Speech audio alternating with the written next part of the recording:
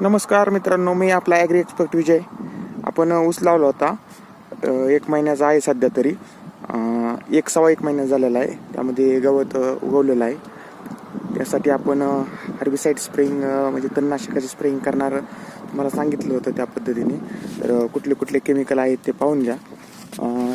आपण एक मेट्रिब्युजनच्या 3 पुड्या घेतलेल्या आहेत मेट्रिब्युजनसाठी.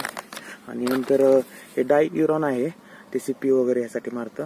आणि 1,2,4-D आहे, ते गोलपानाचे गवत वगैरे ह्यासाठी मारतं. 3 डोस एकत्र करून आपण सध्या त्याची फवारणी करणार आहोत. ह्याचा चांगल्या प्रकारे रिझल्ट येतो. 1 महिन्याचा ऊस आहे. सर्व प्रकारचे तण त्यामध्ये येऊन जातात. CP, लवाळा, काँग्रेस वगैरे जे असे बरेचसे सर्व. मेट्रिब्युजन हे साठी घेतलेलं आहे की ते उगवण्यापूर्वी पण मारतात आणि उगवल्यानंतर पण मारतात. आणि जे गवत उगवणार नाही त्यांना पण ते इफेक्टिव्ह आहे. त्या संदर्भात 1 लिटर 2,4-D आहे, 500 ग्रॅम हे डाययुरॉन आहे आणि मेट्रिब्युजन हे 100 ग्रॅमच्या 3 पॅकेट घेतलेले आहेत आपण.